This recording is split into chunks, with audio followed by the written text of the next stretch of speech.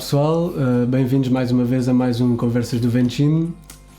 Este episódio tenho um convidado muito especial, eles na verdade são sempre todos muito especiais. Neste caso, mais um grande amigo meu, uma pessoa com uma cultura acima da média, com um percurso que fala por si, agora já vamos abordar todos esses temas. Uma pessoa que tem feito muito pela cultura em Tavira, toda a gente conhece aqui no panorama algarvio. Portanto, deem as boas-vindas ao meu convidado, Miguel Pérez Santos. Boa tarde, tantos elogios. São merecidos. E então, está tudo bem? Já tudo bem. A vida corre bem? Correndo bem, sim. Isso é que é preciso. Estás preparado? Estou sempre preparado para falar. Então vamos lá a isso.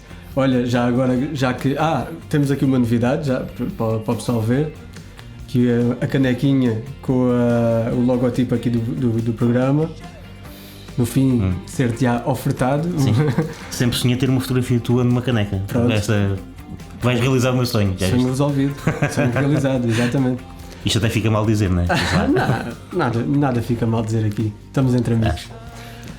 Pronto, já que te apresentei como o homem da cultura, começava por te perguntar como é que surgiu o teu interesse pela cultura, pelas todas as questões que rodeiam tudo o que tem a ver com a cultura. Tu sempre foste interessado por esse tema desde criança? Sim, desde miúdo. Lembro-me desde miúdo que gostava de passear pela cidade, conhecer os monumentos, ir a visitar as igrejas, o castelo, saber mais sobre esses monumentos, aí numa questão de mais patrimonial, e sempre tive interesse quando cada vez que via televisão, de um bom espetáculo, uma boa peça de teatro, quando ainda passava boa música na televisão, que hoje é uma coisa muito rara, hoje diz esta crítica, e passava várias peças de teatro, foi por aí que começou esse gosto. No lado mais patrimonial, mais da história, que se calhar vais falar mais à frente, mas depois lá chegaremos, foi essa questão que eu tinha interesse de descobrir, de até armava em arqueólogo, em Indiana Jones, digamos assim, tentar escavar a história de outra forma, mas ir aos sítios, tentar procurar as simbologias de cada sítio e a história de cada sítio. Foi uma coisa assim foi natural, foi acontecendo naturalmente, não foi... Mas desde pequenino logo, desde criança? Sim, desde criança. Lembro-me até na escola primária, de quando... Tinha uma vaga ideia, já não lembro tantas coisas, mas tinha uma vaga ideia que cada vez que era fazer um trabalho de estudo do meio, não é? Que tinha a parte da história. Sim. Essa parte entusiasmava-me bastante, essa questão. E fazias essas explorações e essas procuras sozinho, ou ias com adultos ou com amigos? Sim, com familiares, ia sempre com familiares, sim. Era muito miúdo. Tu tens um irmão, não é? Sim, um irmão mais velho, o Telmo, que eu também conheço e que também esperemos que venha aqui a ser convidado um dia, porque também merece. É um homem que tem feito muito pelo desporto em Tavira, mas fica para outra ocasião. Mas pronto, tens o irmão, é mais velho, ele é mais velho quanto tempo do que tu? 10 anos, sim. 9, 10 anos, sim. E vocês davam-se bem ou tinham aquelas... De vez em quando, eu meus irmãos com esta diferença de idades, era protetor e às vezes também tinha tínhamos aquelas disputas, né? O teu irmão não era tanto para a cultura ou também gostava? Não era tanto para a cultura, eu gosto de música, era daqueles fãs, por exemplo, de chutes e pontapés que não perdia concertos e andava de um lado para o outro, se fosse preciso para ver o concerto. Era um groupie. Então... não era groupie, mas dizia, por exemplo, os chutes e pontapés, quando era concertos aqui no Algarve, tentava-na faltar. E de outras bandas, até puxou o bicho, podemos dizer assim, uma daquelas minhas bandas preferidas ainda hoje, que é Pink Floyd, que eu estava no quarto e eu acordava de manhã a ouvir com ele, com o seu giradiscos, ainda giradiscos, com vinis dos Pink Floyd e depois com CDs, um pouco mais tarde, a passar do Wall e o Division Bell, o último álbum de originais dele, que eu lembro que aquilo passava constantemente e puxou-me esse bichinho. Talvez também tenha sido aí, puxou mais para esse lado também, mais o meu gosto pela música e de ouvir música e de ouvir um bom concerto e de ouvir boa música. E há pouco dizias que já não passa música, já não há programas de música como deve ser na televisão. O que é que gostavas de ver nessa altura? Para ti, o que é que eram os bons programas de música nessa altura? Os bons programas de música nessa altura? Havia vários. Havia, por exemplo, um Top Mais que divulgava a boa música que se fazia em Portugal e no mundo, por exemplo. Com a passagem de telediscos, né? Da altura de telediscos ou videoclipes, hoje em dia, né? Sim. Eras dos que via o Top Mais e depois o Made in Portugal, ou só vias Se calhar também via o Made in Portugal. Eu também tive assim uma panca às vezes de vir o Irã de Costa e de fazer aquela coreografia. Mas, tudo, não é? Sim. E as festas do Revenge of the Night se fizeram levar, mas pronto, isso é das histórias. Também faz parte, quando digo isto, a cultura popular também é importante que exista. Até há pouco tempo houve uma polémica com o programa da Vira, como soubeste, do César Mourão, houve umas trocas de palavras nas redes sociais, mas isso também é importante, um programa do César Mourão que brinca com aquelas figuras típicas, a cultura popular, as figuras da cidade, é importante, isso faz parte da cultura também.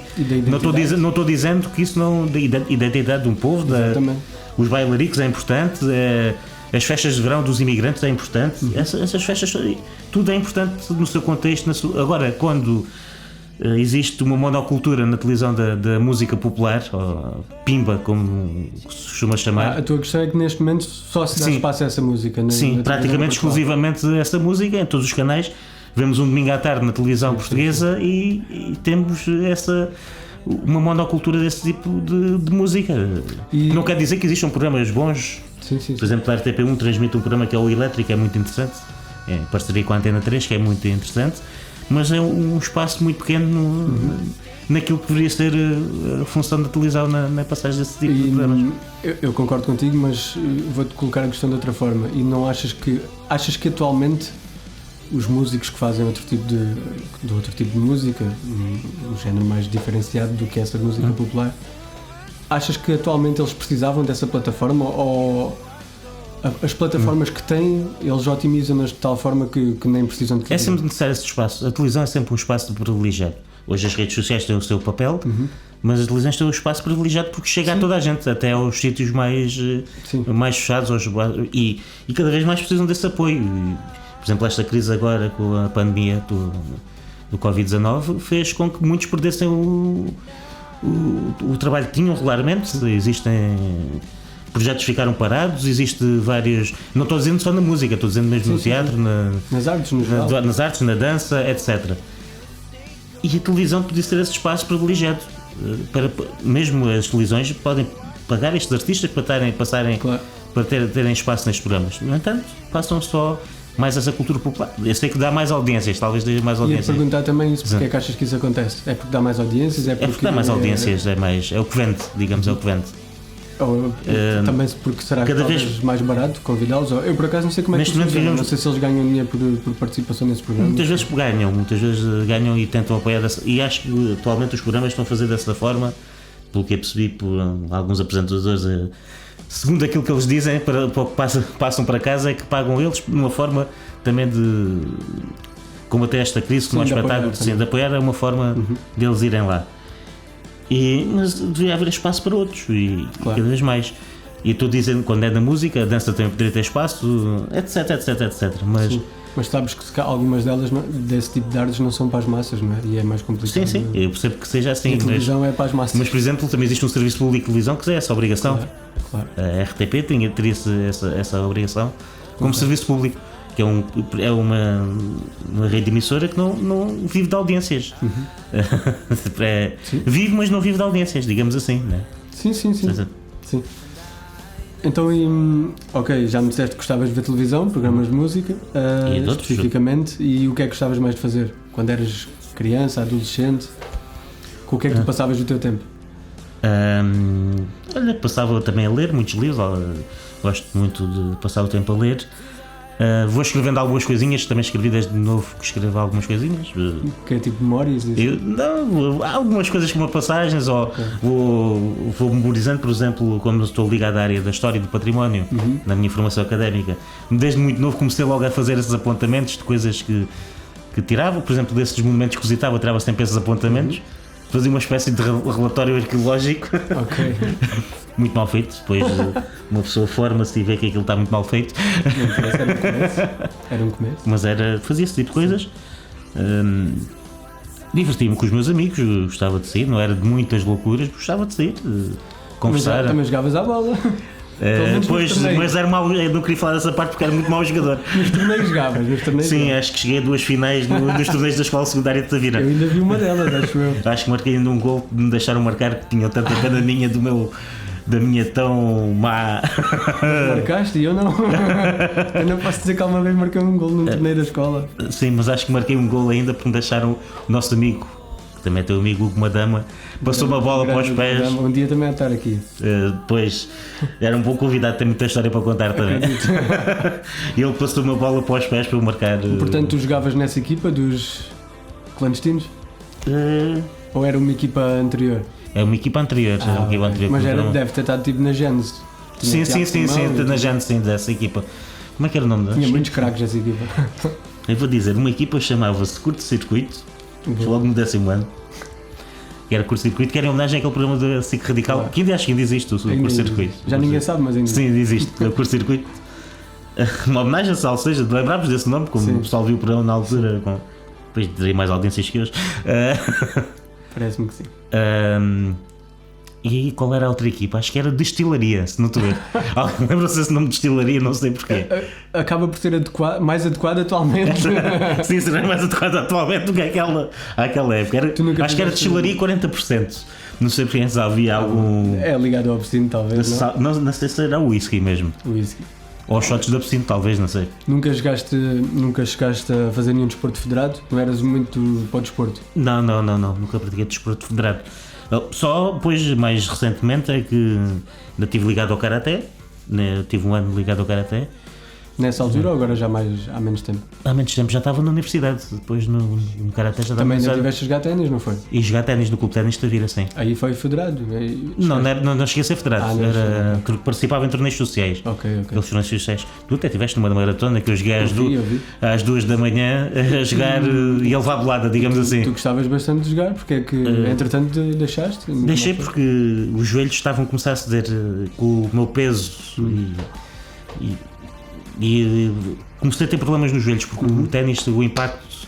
Claro, existe muita mobilidade, não é? Então optei agora para melhorar a minha forma física, inscrevi-me recentemente no ginásio a ver se. Boa.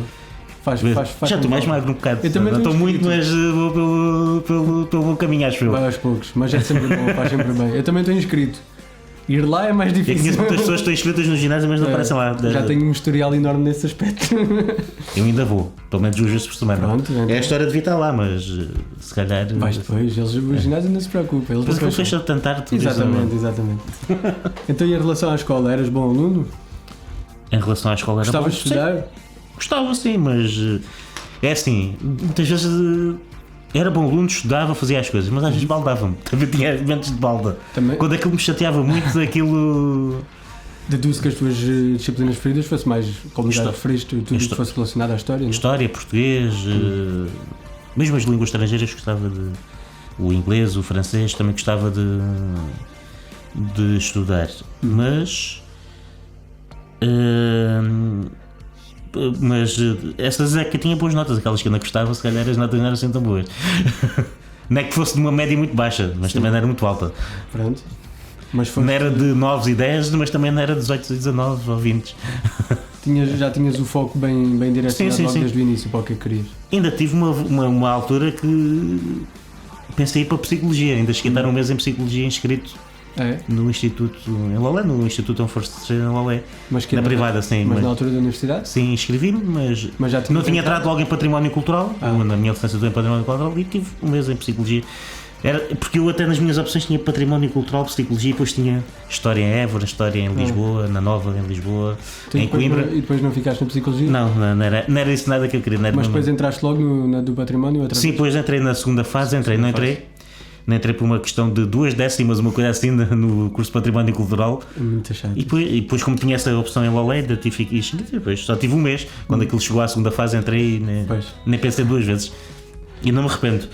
Acabaste por a tua licenciatura é mesmo em Património Cultural, não é? A minha licenciatura é em Património Cultural, sim. E gostaste? Correspondeu às tuas expectativas? Sim, correspondeu. Era mais ou menos aquilo que estavas a pensar que ias encontrar? Já sabia o que é que estava à espera, sim. E como é que correu? Correu bem. Queria muitos amigos lá. Eu estava a falar na parte dos estudos, mas se queres ir já para queres falar do quê? Nos estudos correu bem, queres ir já para a borga? Tive grandes mestres lá. Nos estudos? Sim. Vamos separar primeiro aos estudos. Além do curso que na altura, hoje não sei como é que está a funcionar, porque mudou muito. Ainda sou pré-Bolonha, o meu curso ainda é antes de Bolonha. Na altura, no curso de 4 anos, tivemos professores do melhor que se calhar há no país, na área da história, da arqueologia, com professores muito, muito competentes e com muito prestígio até. Quando acabaste a licenciatura, sentiste que estavas preparado para enfrentar o mundo real, digamos assim, em termos de trabalho, neste caso na tua área? Eu já ia com aquela ideia que a teoria e a prática são coisas diferentes. Mas antes de terminar, depois de terminar a licenciatura, ainda fiz o mestrado, pós-graduação e mestrado. Fizeste logo de seguida? Sim, porque depois quis me especializar numa área, porque o património cultural é muito vasto, então especializei-me numa área. Também juntei o útil ao agradável, porque além da história tenho esse gosto pelas artes, então fiz o mestrado em gestão cultural, que me dava uma vertente mais além da gestão do património, também tem a parte da gestão das artes, que eu gosto, da parte dessa gestão de artes e de espaços culturais. Uma parte também que uma das coisas que eu, quando quis ir para o património cultural, é essa parte de gestão da parte cultural. Foi por aí que segui. E qual é a tua parte favorita da história? Tu és um homem de história? É o contemporâneo. Nacional ou mundial? Nacional. A nível nacional? É a história contemporânea, a história do século XX, história social e política do século XX. Eu tenho visto alguns trabalhos que tu vais colocando, mas alguns tinham a ver com a tua dissertação da tese de mestrado, não é? Sim, que estavas-te a tentar especializar aí mais na parte da altura do 25 de Abril, não é? Se não me engano. Não, no Estado Novo, na parte do Estado Novo. Ok. Como eu estava-te a dizer, a parte que eu gosto mais da história é a história a política contemporânea. E depois, dentro dessa história política contemporânea e social, é a história das ditaduras, dos regimes autoritários. Não é que isso seja autoritário. Há pessoas que dizem que eu tenho tantos livros de Salazar e de biografias de Mussolini, etc., dessa época, mas ainda pensam, se verem a minha biblioteca, ainda pensam que sou algum autoritário, mas nada disso. É para o conhecimento. É para o conhecimento, porque eu especializei-me gostei dessa área. E na minha licenciatura tive a fazer o trabalho final de curso, um seminário, uma mini tese, digamos assim, que foi sobre a censura ao jornal Povo Algarvio, que era um jornal que existia em Tavira, ligado ao regime, que era quase de propaganda ao regime do Estado Novo, do Salazar, quase com todas as manchetes tinham a fotografia do Salazar. O jornal em Tavira? Sim. Era um jornal mesmo quase propagandístico, ou de passagem da mensagem do regime. Fiz um estudo sobre a censura que foi feita a esse jornal. E depois, no mestrado, fiz uma tese de mestrado ligada, que misturei a parte cultural à parte da história, a parte da gestão das artes à história.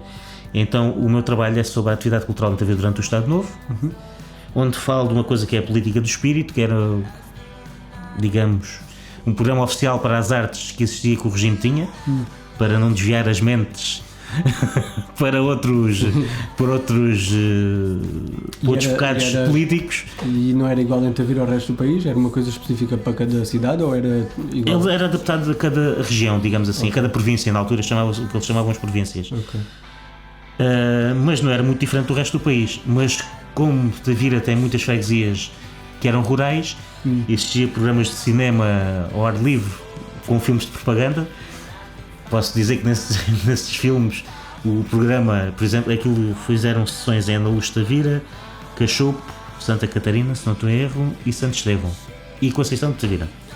E os filmes era só Salazar e Carmona, a construção da ponte sobre o Tejo, a Torre de Belém, o mundo português. Era praticamente documentários. Eram documentários que tinham propaganda. Claro. Ou levavam peças de teatro, que eles tinham um projeto que era o Teatro do Povo, que levava peças de teatro que eram promoções completas ao regime. E pronto, foi isso o meu estudo. E fiz na vertente privada e na vertente pública do Estado. Até o próprio Museu de Tavira, que existia na altura, que ainda hoje existe um acervo muito grande, o museu era adaptado ao regime, era de glória do país, da cultura do país, e somos únicos, orgulhosamente sós, uma Europa em guerra, pronto. E depois a parte do associativismo, que era um associativismo muito trabalhava muito, tinha um trabalho. Tavira tinha várias associações que trabalhavam no teatro de revista, que levavam peças ao país. Tinha 2 ou 3 companhias de teatro em Tavira que fizeram digressões no país, vários projetos musicais que percorreram o país, o que é interessante numa cidade de província como era Tavira, e uma cidade não era aquilo que era hoje, muito mais pequena e mesmo província, muito ruralizada, mesmo a cidade, a cidade em si, o núcleo urbano era muito, muito rural, digamos assim. Sim. Era isto parece um contrassenso, mas era um urbano rural.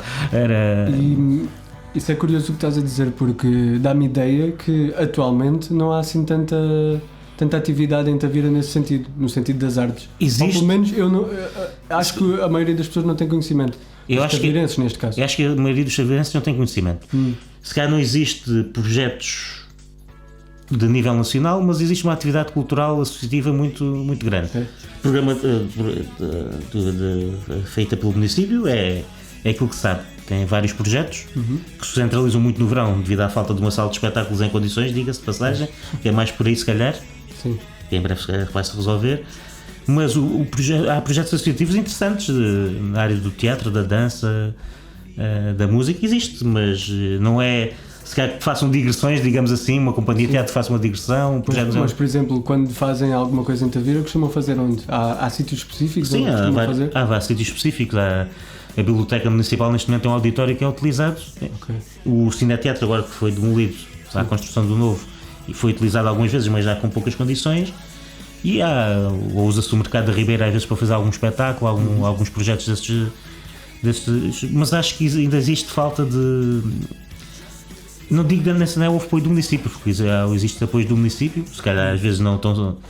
Deviam ser maiores do que os que são, mas isso é outra questão, podiam ser maiores ou menores, mas acho que existe existe uma falta de, se calhar, o problema de divulgação do próprio associativismo, ou se calhar falta de dinâmica. Pois. O problema do civismo não quero meter muito por aí, porque cada um depois tem a sua realidade.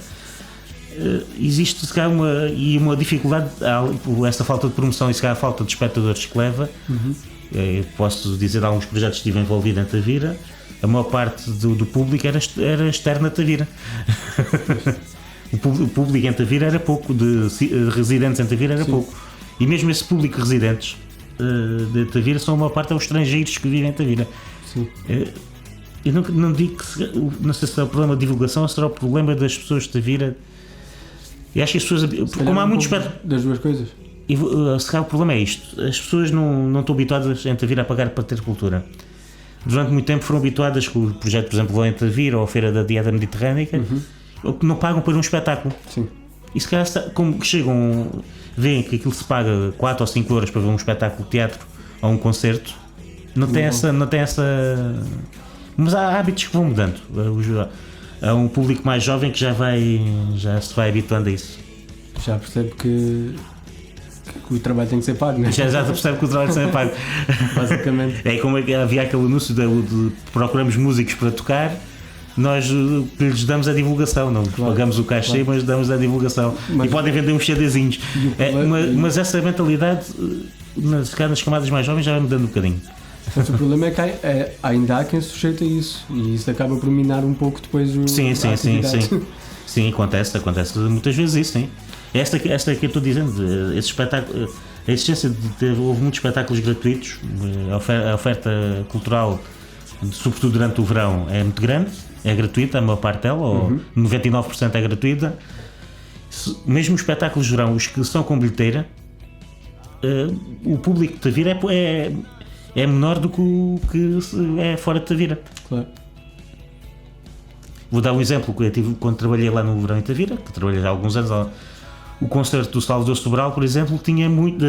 A maior parte das pessoas que Tavira para casa, foi quando ele venceu o festival da Eurovisão, até havia muito público a vir, mas aí há um exemplo que até fora, em Espanha, sabia-se que ele ia atuar. Em Espanha, por exemplo, há uma artista que é a Sílvia Pérez Cruz, se não estou em erro, do Flamengo, que havia espanhóis que vieram de propósito a ver, vinham de Sevilha, vinham de Madrid para ir ver o espetáculo dela. Sim. Por isso não sei se será o problema da divulgação, se será dos hábitos culturais da população. Talvez seja um pouco das duas coisas. Sim. Misto. Tu, já lá vamos, tu tens... colaboras regularmente com esses programas do Verão em Tavira, mas já vamos a essa parte.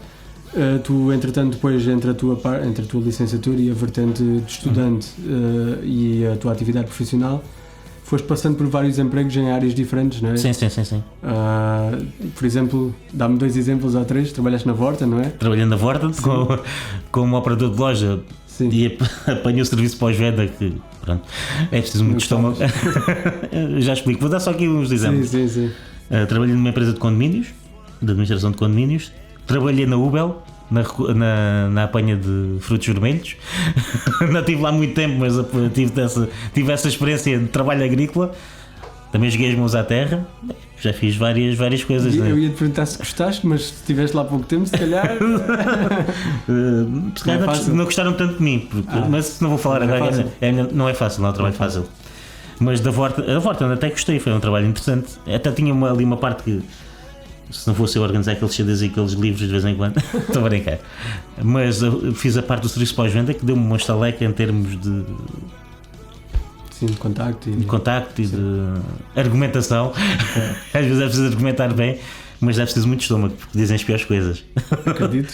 Eu felizmente nunca tive de trabalhar em nada disso. No serviço pós-venda, ainda por cima na Vorten de Tavira, quando trabalhei na Vorten de pós-venda era à parte, era mesmo uma sala, um cubículo à parte. E ainda tínhamos que nos defender-se, porque aquele espaço era só para nós. Havia pessoas um pouco violentas, não é? E safavas-te bem, tu não tinhas nenhuma formação nessa área, tiveste que aprender quando chegaste lá? Sim, fiz formação com eles, uma pequena formação do mês, mas não é aquela formação que tenhas que. Claro. Isso é só com a experiência. Só com a experiência, sim. Mas foi bom para aprender o contacto com as pessoas, ter um melhor desenvolvimento do contacto com as pessoas e de argumentação. E depois, entretanto, começaste a ir fazendo coisas para o município, né? Há colaborações? Sim. Nomeadamente na tua área, né? quando era possível? Sim, o primeiro trabalho que eu faço para o município de Tavira vou estagiar no Museu Municipal, no Palácio da Galeria, em Tavira, e o meu estágio prende-se com uma investigação que ainda era quando Tavira candidatou a Dieta Mediterrânica a Património da Humanidade. Depois, quando eu estou lá, aquilo depois sucede-se em dezembro, aquilo foi em dezembro, acho eu, e eu entro uns meses antes e tive a fazer um inventário e continuei a fazer até ao final do estágio, porque a avaliação da Unesco é constante. Tive a fazer um inventário de notícias, de artigos que existissem ligados a Tavira à questão da dieta mediterrânica, das tradições culturais, porque a dieta mediterrânica não é só alimentação, é as tradições milenares, essas coisas todas. E fiz esse inventário e foi muito interessante esse estágio. Meteu-me nos arquivos todos, a contactos com a Torre do Tom, com o Arquivo Distrital de Faro, com o Arquivo de Tavira, com a Biblioteca Municipal. Encontrei alguns tesouros, alguns deles experimentos, com alguns com um pouco. Há coisas que não mudam. Aquilo são notícias com 40, 50 anos, mas há poucas coisas que mudam nas pessoas. Isso deve ser uma das coisas mais engraçadas e mais interessantes do teu trabalho, quando andas nas tuas pesquisas, nas tuas procuras. Encontrar as diferenças entre os anos em que fazes as procuras, não é? Nomeadamente anos 50, anos 70, anos 70. Sim. E a atualidade, as diferenças e as semelhanças. As diferenças e semelhanças, sim. Também e há coisas que foram há 40 ou 50 anos e a gente pensou que parece que há 200. A atitude da pessoa ou aquilo que diz parece que foi há 200, ou há 250, ou há 300, ou por aí. Porque há coisas muito estranhas que se encontram, diga-se. Sobretudo em atas até das reuniões de Câmara Municipal. Também devem ser umas coisas engraçadas de ver essas atas. Um bocadinho mais controladas, mas engraçadas. E pronto, em relação aos trabalhos que foste fazendo para o município, era relacionado com... Esse foi no museu. Entretanto, já fizeste outras coisas diferentes, não é? Fiquei responsável pela Ermida de Santana, em Tavira, em que fazia as visitas guiadas aos turistas e tinha ali a gestão mais ou menos do espaço. Era responsável pela igreja. E depois trabalhei para o município na parte de produção, ou assistente de produção, queiras chamar, se cá o produtor principal era outro. No Verão em Tavira, não é? Sim, no Verão em Tavira, na Feira da Dieta Mediterrânica e na Semana da Juventude. Ok. Sim. Normalmente estavas lá naqueles, como é que se chama, no posto? Havia dias que fazia o posto de informação ou venda de bilhetes. Sim. E havia dias que fazia a produção, ou assistente de produção ou a preparação dos caterings para os artistas. Aí era quando lidavas com os artistas diretamente? Sim. Podemos saber algumas experiências que tenhas tido com alguns deles? Eu gostava de contar, mas é melhor contar em off. Não quer pôr... Conta uma engraçada. Uma engraçada que não ponha ninguém em xeque. Que não ponha ninguém em xeque. Deixa lá pensar. Já me contaste uma ou outra que acho que não tinha mal nenhum, não tem problema nenhum. De qual? Do Rui Veloso convidaram para jantar com ele? Olha, essa não sabia, essa é boa. Como é que isso aconteceu? Foi uma vez que Marta Pereira da Costa, Félix da Costa, acho que é isso o nome, se não estou erro, da guitarra portuguesa, que era namorada, companheira do Rui Veloso, foi fazer um concerto na Igreja da Misericórdia em Tavira. E na comitiva dela vinha o Rui Veloso, porque não largava a sua amada. Ok. Era no início. Essa era dela, ele era um convidado. Ele sim vinha na comitiva, vinha atrás. Como ele diz que gostava muito de ir a Tavira, por isso. Isso foi com ela. Primeiro conheci-o no camarim, o camarim era uma sacristia da Igreja da Misericórdia, em que ele virou-se para mim, olha para mim e diz assim: pá, tanta comida, esta mulher pede tantas coisas, tantas santas coisas, para mim vou ali esta garrafinha de vinho tinto. E pronto, uma peripécia com ele engraçada, que ele dissesse isso, mas este homem só pensa, não come nada, era só o vinho tinto. E depois vira-se para mim assim: olha, tu é que devias vir jantar connosco esta noite. Boa. E tu foste? Eu não, porque tinha muito trabalho. E eu, até hoje eu arrependo. O meu chefe disse assim: devias ter ido. Claro. Aí aprendias alguma coisa com ele. Isso de certeza absoluta. Ele convidou-me para jantar na comitiva. Normalmente na equipa não vai jantar com. Sim, claro. E raramente um artista convida para jantar. E depois era logo o Rui Veloso, o ídolo de infância. Era? Eu gostava e ainda hoje adoro o Rui Veloso e o trabalho dele. E o Rui Veloso a convidar-me para jantar e eu disse que não. Devias ter ido, Miguel. Devia ter ido. Pode ser que um dia. Mas fartei-me de rir porque ele com as piadas. E depois ele, pelo caminho até o restaurante da Igreja da Misericórdia, até o restaurante, que era na feira de dieta mediterrânea. Uma data de Santos, quando viu o Rui Veloso, o Rui Veloso, tudo a querer tirar fotografias e dar beijo ao Rui Veloso. Claro. E o pessoal da comitiva dela: este nunca mais vem. E ele vira-se para mim e diz: este pessoal tem inveja de que eu falo às pessoas que eu tiro fotografias com toda a gente. Mas ele é assim simpático? Sim, completamente. Então, e a questão essencial, ele abriu essa garrafa de vinho ou não? Acho que não, ficou lá no sítio. Ficou lá no conversa. Deve ter sido só no restaurante, é que ele abriu as do restaurante.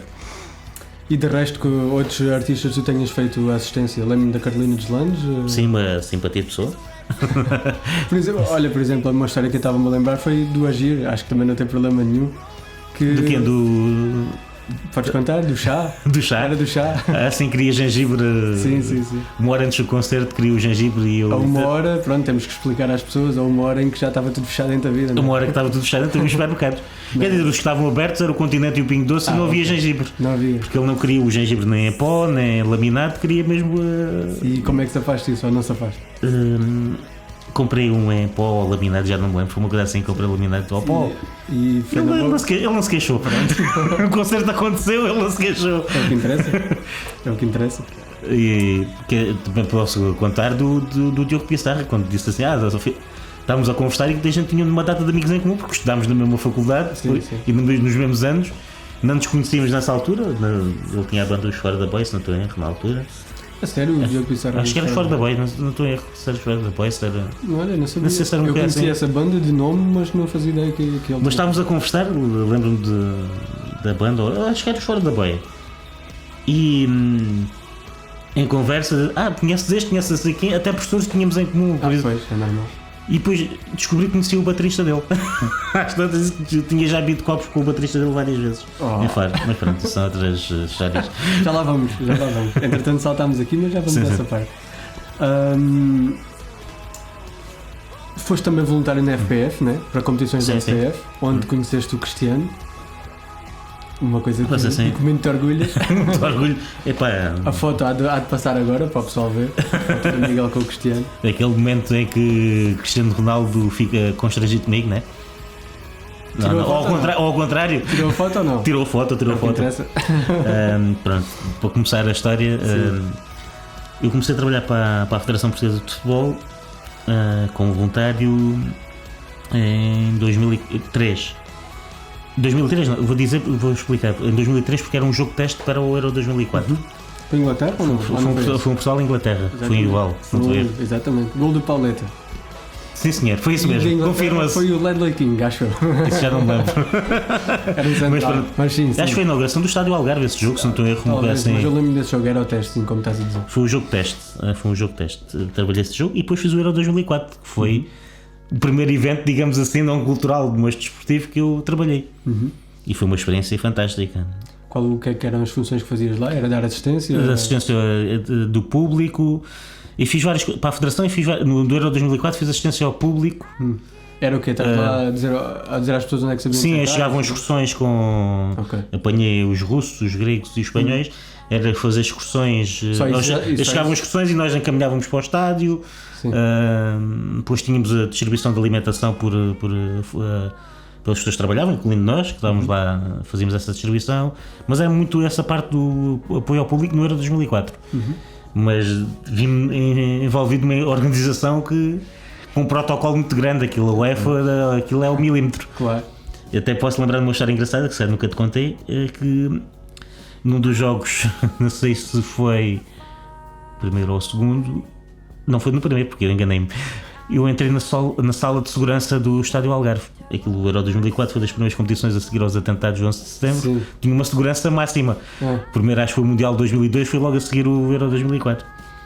Eu abro a porta, enganei-me, entrei pela porta da sala de segurança, tem aqueles ecrãs todos, com as câmaras de vigilância todas, e umas horas antes do jogo começar, fiquei com o pai com uns 50 marmanjos enormes a olhar para mim, e eu fiquei pequenino na porta e dizer, peço desculpa, e fechar a porta.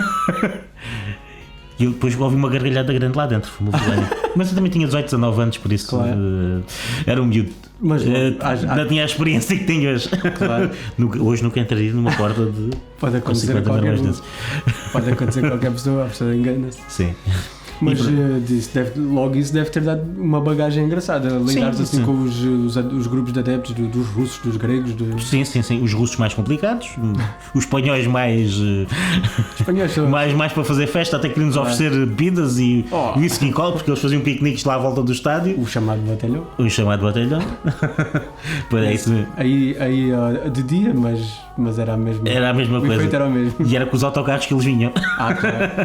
Foi uma experiência engraçada. E foi o 2004, uma bagagem completamente. Porque a forma da organização da UEFA, das coisas tem que ser ao milímetro. Tínhamos carros, é verdade, tínhamos carros de luz que nos iam buscar aos sítios para irmos para outro sítio, aquilo, uma coisa muito à frente.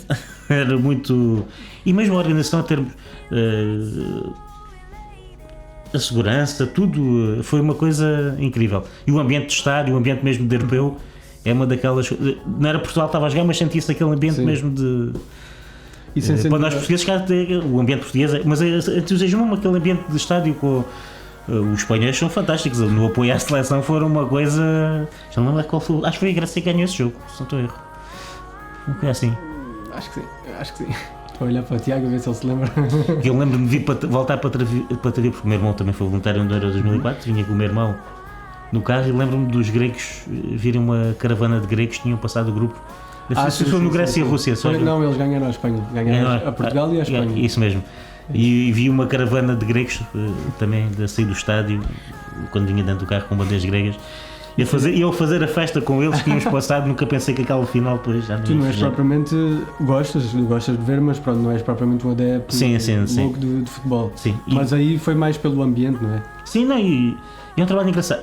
Olha, tenho amigos que fiz até hoje e continuamos fizemos isso, eu fiz até 2013, pá, aí uma coisa assim. Pois, eu ia te perguntar, e além do Euro 2004, as outras vezes que tens participado é aqueles amigáveis cá ali no Estádio Algarve ou outros eventos? Fiz supertaças, montei um palco para o Benfica receber a supertaça. Em colisão fica a olhar para mim e eu olho assim para a colisão, ri-se para mim. Só tem para aí mais 80 centímetros do que tu. Ou mais, não sei, senti-me um bocadinho ao pé dele. Tive de montar um palco porque depois eu também comecei a fazer apoio às equipas, ali junto à relva. Okay. Foi quando conheci depois o Cristiano e outros jogadores da seleção nacional. Sendo o Cristiano, sem revelar coisas que foi o tipo mais simpático e mais afável e mais. Por acaso foi dos únicos que nos agradeceu o trabalho e veio agradecer a cada um dos voluntários o trabalho. Fiz.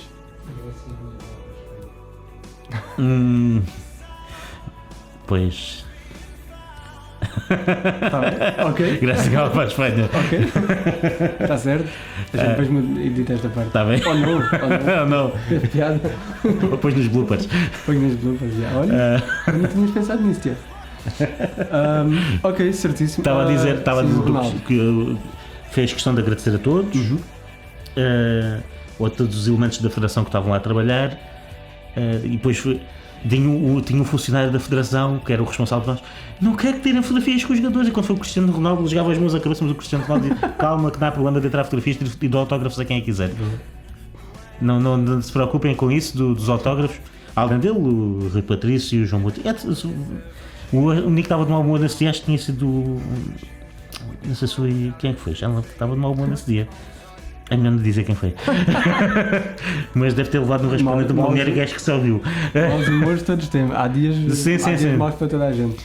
Mas houve algum jogador alguma vez que tenha sido tipo, desagradável contigo ou mal educado? Não. Nenhum deles. Mas estou a referir o Cristiano porque foi aquele mesmo mais afável. O Cristiano, o João Moutinho e o Rui Patrício foram. Não disseste ao Moutinho que eras algarvio? Ele tem a noção que se calhar pelo meu sotaque que era algarvio. Pois é normal, se era no Algarve também é normal que sim, é verdade. Faz sentido. Mas foi engraçado. E conhecer o Cristiano Ronaldo foi aquele. Em termos. É o Ronaldo. O Cristiano Ronaldo é o Cristiano Ronaldo. Se fosse um Maradona, um Pelé, claro. etc. E por aí fora, um Messi, eu sentia a mesma forma que. Pronto. Mas pronto. Ele é que ficou constrangido comigo, acho. Eu vi aqui num sítio qualquer, agora mudando de assunto, não é? Porque já acabámos da parte do voluntário. Alguma coisa que não tenhas lembrado que tenha acontecido engraçada? Olha, fiquei fã do futebol feminino, foi trabalhando no Mundialito aqui de futebol feminino. E foi aqui em Vila Real Santo António que estive com a seleção portuguesa também, conheci algumas jogadoras que ainda hoje. Quando é que fiz o apoio às seleções também. Foi em que ano isso? Foi em 2011, 2012, por aí. Ana Borges, Carol Costa. É curioso porque nessa altura ainda era um futebol feminino, não era muito. Não era muito e fiquei fã porque gostei além do trabalho, gostei de ver é o futebol com outra beleza, digamos assim. Não tem a velocidade, nem sequer. Mas já está mais evoluído. É um pouco diferente do futebol masculino, digamos. As características são diferentes. Sim, tem outra. Mas para quem gosta é igualmente apaixonante. Mas conheci Ana Borges, Carol Costa, Carla Couto, que é mais internacional, Carla Couto, se não estou a erro. Já falei com ela, muito simpática. Conheci depois também dava ali o apoio às seleções e depois também conheci jogadores da seleção americana. Ok. O Pessoa. Não te bateu a pessoa? Um bocadinho. Ouvi dizer que ela é um pouco agressiva. Ela é um bocadinho agressiva, mas por acaso. Elas eram todas um bocadinho agressivas, mas as americanas eram um bocadinho mais agressivas. Mas assim, as americanas já tinham uma cultura diferente de futebol nessa altura. Sim, elas eram profissionais e eram um topo dos topos nessa altura. Estavam entre elas e o Brasil, sendo que o Brasil era mais apenas a marca. Elas eram mesmo como equipe. Sim. E estou dizendo porque foi em Portugal, Estados Unidos que eu fiz. Também que me lembro, e lembro da seleção do pessoal na altura já era aquilo que era. E em relação a. Já passámos aqui por diferentes facetas que tu tiveste, não é? Algumas não duraram muito tempo, há outras que foram-se prolongando no tempo. Li também num sítio qualquer que já não me lembro, nas informações sobre o teu percurso. Tocaste numa orquestra de percussão, no Toca a Rufar. O que é que tu fazias? Eu não sabia que tu eras músico. Foi uma experiência, tive ainda 1 ano, 2 anos de Toca a Rufar. Ok, e o que é que fazias? Tocava bom. Boa! Houve concertos? Houve alguns sim, mas nós éramos para uns 50, 40-50. Está bem, e gostavas? Gostei, foi uma experiência pequena, mas agradável. Deu para aprender. E também quando eu vou dizer, também quando entrei para a orquestra do Toca a Rufar, foi que precisava de umas aulas de percussão para fazer para a tuna. Pronto. E entrei nesse sentido. Depois fui ficar mais tempo. Estava a ver como é que introduziu o tema da vida boémia aqui. Já chegaste à tuna. Por isso é que eu estou a explicar. Na altura precisavam de umas aulas de percussão. Eles tinham uma delegação em Tavira da orquestra. E foi nesse sentido que fui lá parar. Foi uma experiência pequena, mas. Isto portanto nos tempos de universidade? Sim, nos tempos de universidade, sim. E depois tens porquê? Pois sim, porque aquilo também foi, a Tavira também acabou por se dissolver, mas também o objetivo era mesmo essa questão de aprendizagem que eu precisava, não era mais... O Tocar Fora era um projeto que era pessoal da banda Tavira ou era... Não, é sediado no Seixal, já existe há uns quantos anos. Esse projeto, se não estou em erro, se não me falha a memória, foi um projeto criado pelo Rui Júnior para a Expo 98. Precisava de uma orquestra de percussão tradicional portuguesa para fazer arruadas na Expo 98. Sim. E depois da Expo 98 foi prolongando pelo tempo, até hoje ainda existe, no Seixal ainda tem lá a sede. Ok, mas sendo assim eles tinham, eu pergunto isto porque eles tocavam aqui, certo? Tinha uma delegação em Tavira. Pronto, era aí que eu estava a perguntar. O pessoal que fazia lá parte da delegação em Tavira era quem? Era músicos de Tavira? Eram músicos que vinham de Seixal para Tavira. Ok. E tinham 2 pessoas de Tavira e 2 pessoas do Seixal. Ok. Eles tinham 2 pessoas do Seixal que formaram 2 pessoas de Tavira e depois foram ficando por lá e depois acabou por se dissolver e passou a chamar-se Orquestra de Percussão do Algarve, ou uma coisa assim, ou Orquestra Regional Percussão Regional do Algarve, ou uma coisa assim. Ok, está certo. Mas eu já não, depois aí já não estava lá. Sim. Já foi depois, sim. Entretanto, estavas só dirigido para a Tuna, não é? Dirigido para a Tuna, sim. E quando foste para a Tuna, quando foste para a universidade, entraste logo na Tuna? Não, foi 2 anos depois de estar na universidade. Foi o meio do curso. Não surgiu a oportunidade antes e depois os convites começaram a surgir. Como é mais que os tarde. convites começaram? Como é que um convite surge assim, já depois de estar 2 anos? O pessoal começa a desafiar e... Mas que na parte Eu sempre da noite? eu sempre gostei das tunas e sempre achei piada. Mas a minha questão é, os desafios surgiram o quê? Na noite ou durante o dia? Durante a noite e durante o dia. É que se fosse na noite, estavam assim meio alterados. Acontece com muitos, mas não foi o meu caso. Claro. O meu caso, eu já tinha interesse gosto de tunas, já gostava. Não sei se lembras de um programa que dava, acho que era na TV, que era o Doutores Engenheiros, Uma vaga ideia. que era com o Nuno Graciente, se não te ver, até acho que era o apresentador, o que é que era. Eu lembro dessa altura, já havia. Já achava piada dessas coisas, que aquilo era entre tunas, se não te erro, eram os concursos, e depois gostava de ouvir lá e às noites de serenatas, a serenata de abertura, a serenata da semana académica, e acabei por aceitar o desafio. E quando aceitas, o que é que tu pensaste? Tu não sabias tocar nada, não é? Como Nem tocar nem cantar, e acho que até hoje não sei cantar nem tocar nada. Mas e o que é que fazias lá? Cantavas? Sim, tinha voz, tinha a parte de fazer o estandarte, com o estandarte, mas a parte que me tocava mais, vai tocar naquilo, era mais a parte organizativa do projeto. Ok. Faz Quando sentido. era o festival, para organizar o festival, quando era para organizar as viagens, porque tudo tinha dividido entre pessoas que sabiam tocar e cantar e pessoas que mais organizativas e mais daquele espírito associativo, estás a ver? E acabas por dar uma alma diferente àquela tuna, certo? Eu já estive contigo em alguns...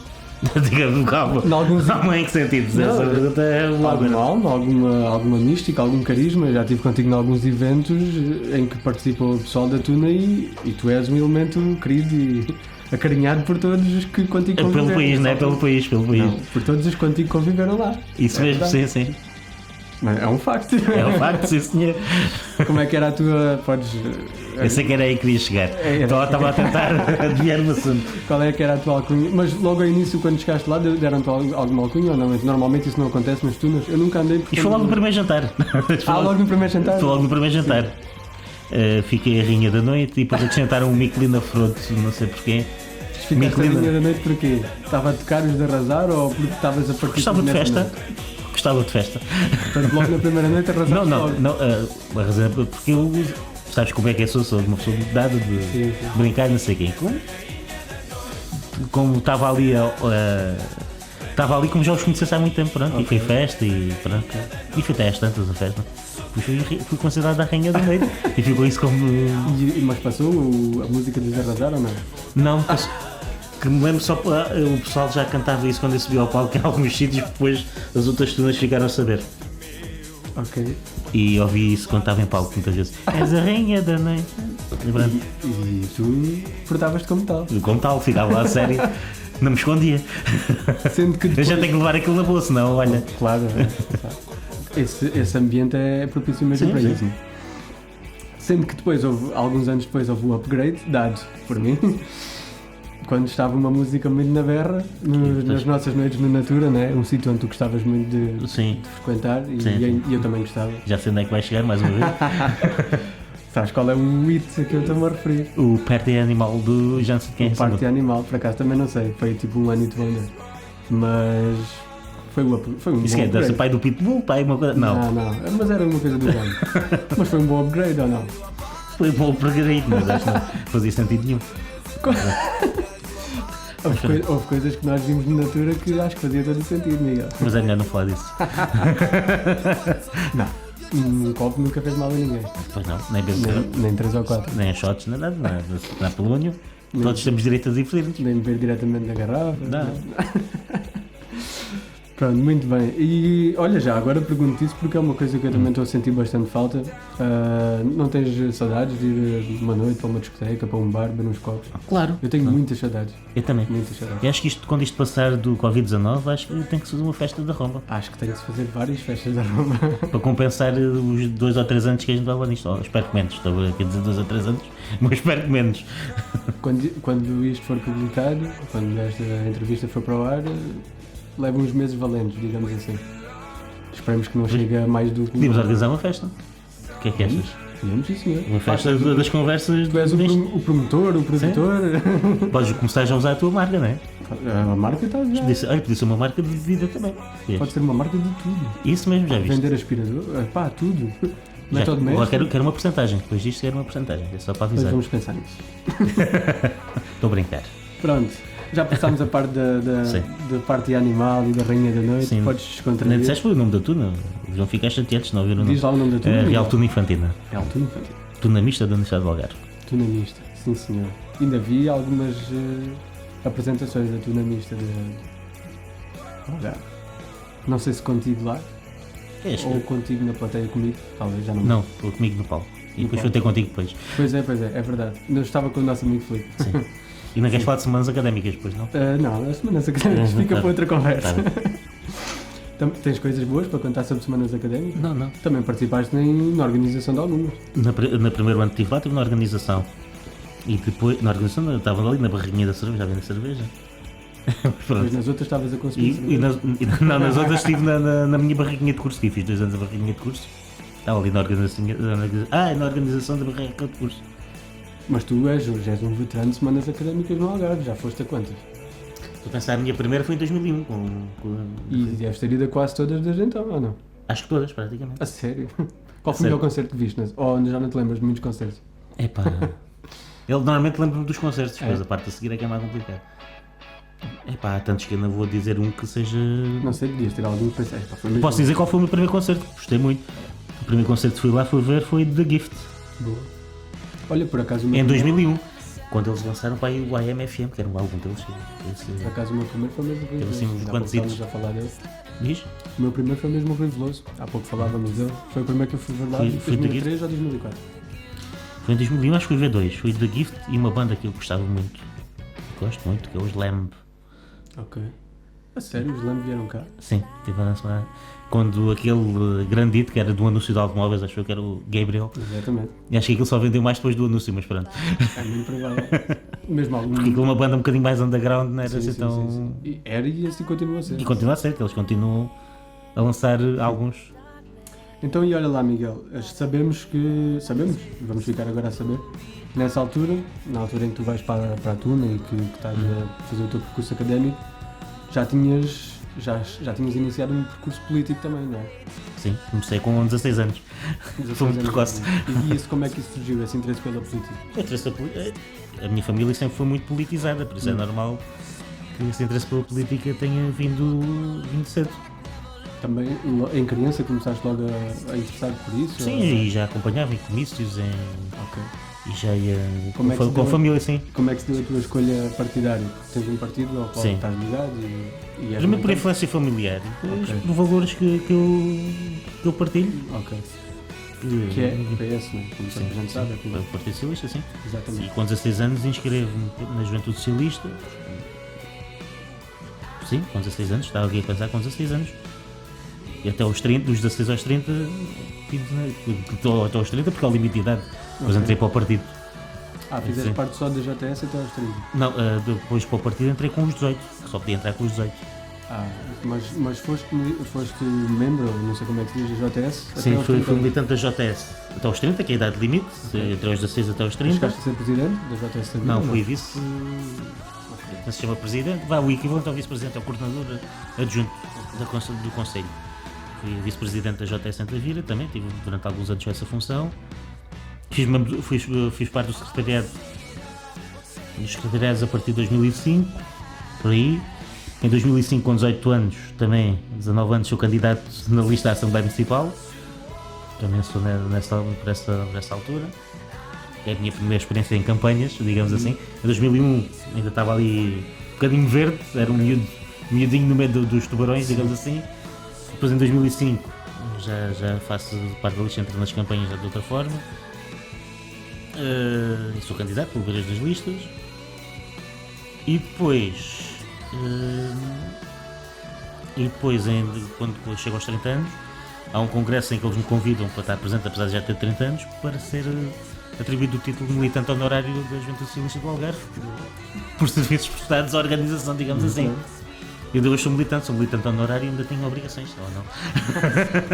Tu neste momento no PS tens algum cargo ali a nível da tua vida? Faço parte da Comissão Política, que é o órgão de aconselhamento, ou digamos, é a Assembleia que reúne com a direção do partido de mês a mês, por aí, para tomar as opções políticas ou para o partido tomar opções políticas. É um órgão quase, um cargo quase diretivo, digamos assim. Não é diretivo, mas mais ou menos sim. Ok. Quais são as tuas aspirações na política, ou não tens grandes aspirações? Simplesmente... Faço o caminho caminhante, como se chama dizer. Neste momento faço parte da Assembleia de Freguesia lá da União de Freguesias de Tavira. Sou o secretário da mesa, sou o vice-presidente da mesa. E as coisas foram acontecendo aos poucos. Hoje gosto de política e estou na política porque gosto muito de discutir e ser interventivo naquilo que é importante e que acho que é importante para a cidade e para o concelho. E tu achas que toda a gente tem a mesma disposição que tu, nesse sentido, ou não por isso? Aquilo que se conhece da política já se sabe, que existe sempre os oportunistas que eu queria chegar. Era sobre a tua opinião. Achas que a política serve sempre os interesses das populações? Muitas vezes não, mas nem todos são iguais, E isso é que é um problema atualmente. Mas será um problema transversal a todos os partidos? Sim, todos os partidos, até os novos partidos que surgiram recentemente. Novos, os antigos? Sim, tudo, sim. O ser humano é ser um ser feito de vícios. Por isso, a política, pois, os vícios são mais visíveis, claro, porque prejudicam o coletivo, digamos assim. Exatamente. E como é que, eu não queria entrar muito por aí, porque não quero muito politizar aqui o espaço, mas pergunto só, quando vês alguma coisa desse género acontecer dentro do teu partido ou dentro do círculo onde tu te moves, o que é que fazes para contrariar isso, ou como é que lidas com isso? É difícil contrariar, mas às vezes é intervir nos sítios certos. Por exemplo, na Comissão Política, e normalmente achas que tem algum efeito prático ou nem por isso? Muitas vezes não tem. Às vezes é frustrante, muitas vezes não tem. Esse é que é o problema. Agora estamos a falar de uma coisa mais séria, mas muitas vezes não tem. Era aí que eu queria. Umas vezes tem, algumas vezes tem, muitas vezes não tem, digamos assim. Acho que dá para perceber o que é que quer dizer com isso. Sim. Acho que está uma resposta. Acho que sim. Mas pronto, em relação à política, tu gostas de lá estar, gostas de te mover nesse mundo, de tentar melhorar o que tenha a ver com a tua área de intervenção, não é? Claro, sim, sim. E sobretudo naquilo que é a minha área específica de formação, cultura, tenho tentado colaborar ao máximo e ajudar ao máximo e impor as minhas ideias. Às vezes é difícil impor essas ideias. Claro. Agora, sem ambições não tenho. Tenho ambições, tenho as ambições normais, as coisas vão acontecendo, vão surgindo, os convites já vão surgindo. Antes destas eleições não tinha cargo nenhum, vinha no fim da lista, mesmo fazendo parte da comissão. Não tenho esse... Se eu tivesse cá outros interesses já tinha feito, já estava, se calhar já era presidente, nunca sabe, estou a brincar, também não, mas as coisas vão acontecendo aos poucos, não é coisa que me tira o sono, as ambições políticas, digamos assim. Se calhar as profissionais e pessoais, essas já podem tirar mais o sono, não é? Olha, ainda bem que deste a dica, que eu assim vou já por esta pergunta, não era já isto que eu tinha planeado, mas tu neste momento tens Podemos dizer a tua idade? 35. 35 anos. Pá, e acho que a pergunta se impõe. Afinal, o que é que o Miguel Pérez Santos quer ser profissionalmente? O que é que tu te vês a fazer nos próximos tempos? Ou o que é que gostavas mesmo de fazer? Quero continuar neste trabalho em prol da cultura que tenho feito, de várias formas, de várias as colaborações que continuar a fazer as colaborações que tenho feito continuamente com diversas entidades. Acho que esse é o meu objetivo. É a nível profissional. Sim. Estás a perguntar. Sim. A nível profissional é continuar com este... Sempre dentro deste setor da cultura, do Sim, património. é a minha paixão, sim. Sendo que lá está, como dizias há pouco, há muitas dificuldades, há muitas formas. Não, e há várias funções que, dentro deste campo que podes desempenhar. Sim, há várias funções que posso desempenhar. Há várias vertentes. E gostava de continuar trabalhando naquilo que tenho. Tenho muitos projetos aí para. Tenho um projeto aí secado, um livrinho que possa sair baseado na minha tese de mestrado, ou outras publicações que possam sair. Tenho colaborado com o jornal A Voz do Algarve, espero continuar a colaborar com o jornal A Voz do Algarve na área da cultura e da história. Isso é aqueles artigos de opinião que tu tens escrito? Sim, alguns de opinião, outros mais... tens feito todos sem ser de opinião. Tenho no jornal online A Voz do Algarve, tenho a vozdoalgarve.pt, já agora posso dizer, claro. vozdoalgarve.pt, podem procurar na coluna de opinião, se puserem lá o meu nome, Miguel Pérez Santos, encontram. E tenho vários artigos sobre a história do Algarve, mais científicos, história do Algarve. Depois tenho artigos de opinião, dentro da parte das políticas culturais, às vezes também tenho artigos sobre alguns músicos ou projetos na área da dança ou do teatro que gosto e escrevo um artigo sobre esse assunto. Okay. Até fiz um projeto interessante durante o confinamento, em março, abril. Tinha um artigo semanal de sugestões musicais com vários discos, pode-se procurar lá, que chamava-se Cultura de Quarentena, que eu fiz para eles. Era muito interessante. Os artistas até foram acompanhando e recebi mensagens de alguns deles.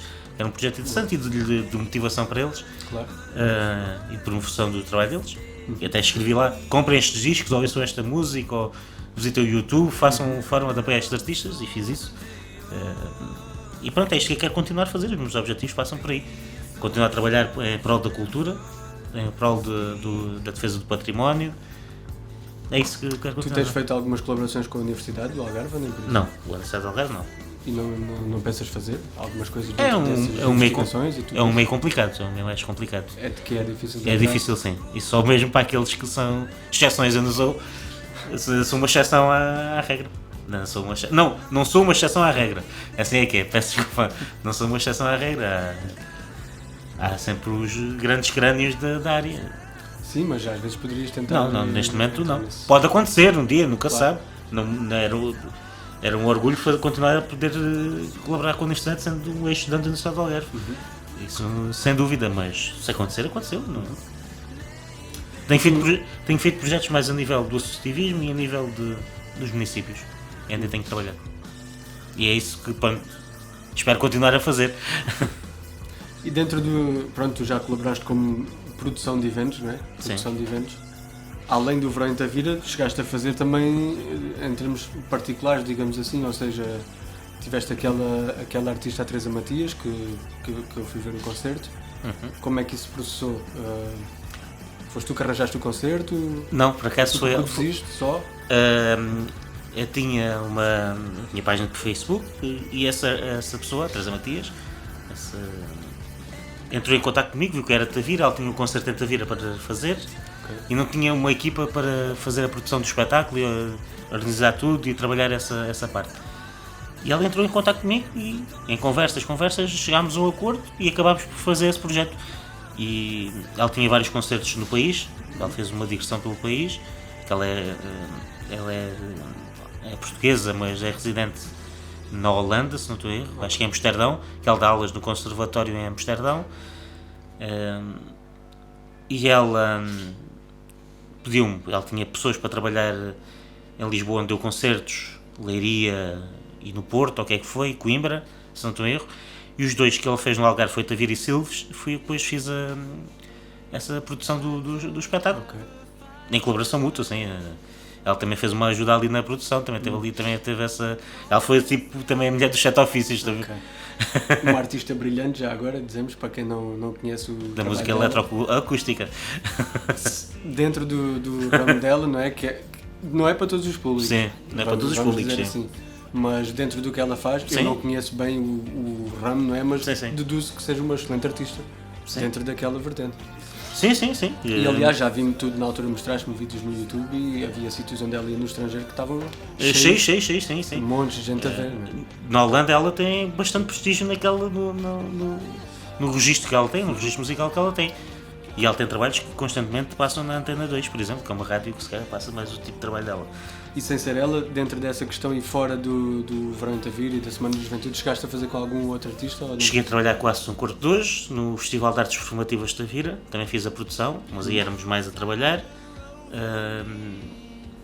Que era na área da dança, tinha os projetos na área da dança e do teatro, e outros projetos. Agora estou a tentar pensar o que é que tinha mais. Tinha teatro, dança e teve um projeto musical também no último dia, acho que teve um projeto ainda musical para o FES. Estive a fazer a produção disso, que deu uma trabalheira de vários meses, porque no início era só eu fazer a produção com a presidente da associação, que também tinha depois lá porque os projetos entravam em residência artística e depois é que se apresentavam. E houve um momento em que ela tinha um espetáculo em que ela estava em residência artística e estava eu e outra pessoa, que aquilo foi um completo lodo, mas fez-se, e também fiz esse projeto do Artes Performativas e entre outros, agora se para enumerar são muitos. Estou a dizer aqueles que têm mais, aquele que tem mais destaque é este, estava dentro do programa cultural Algarve 365 ou 365, que era um projeto com um financiamento muito grande público e que tem uma exigência muito maior, não é? Exige muitos relatórios e muita coisa, muita burocracia depois também, para justificar o dinheiro público investido nesse projeto, não é? E tu és uma pessoa digamos, com facilidade em chegar a esse tipo, aos artistas, ainda por cima estás dentro do meio, acabas por ir conhecendo.